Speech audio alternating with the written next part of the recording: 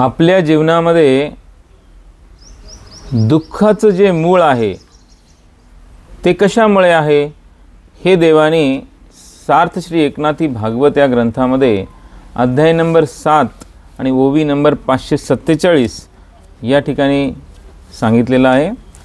देव म्हणतात, संसार दुःखाचे मूळ, संसार दुःखाचे मूळ, स्त्री आसक्तीच जाण केवळ, स्त्री आसक्तीच जाण केवळ, स्त्री लोभाचे जेथ प्रबळ बळ, स्त्री लोभाचे जेथ प्रबळ बळ, दुःख सकळ त्यापासी, दुःख सकळ त्यापासी, दुःख सकळ त्यापासी, दुःख सकळ त्यापासी।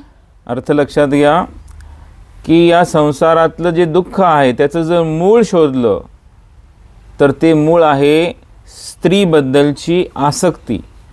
स्त्री आसक्ती म्हणजे स्त्रीच्या शरीराची वासना हेच केवळ आहे असं देव या ठिकाणी सांगत आहे। ज्या ठिकाणी हा स्त्री लोभ म्हणजे शरीराच्या वासनेचा लोभ आहे, जिथं जास्त वासना आहे त्याच ठिकाणी सर्व दुःखांना निमंत्रण दिलं जातं असं देवा ठिकाणी या देवाने सांगितलेलं आहे।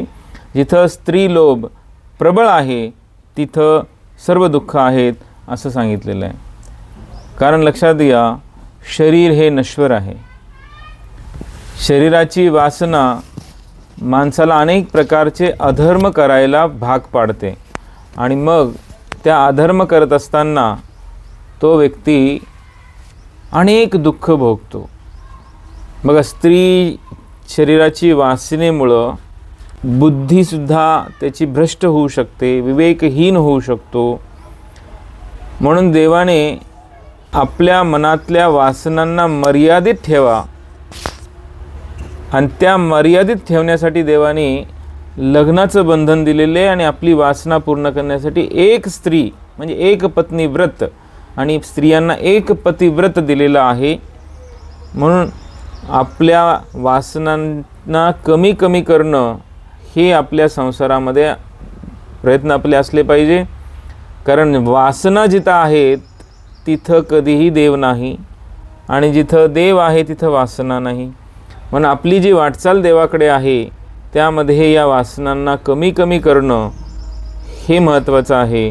म्हणून आसक्ती या शरीराची नसली पाहिजे।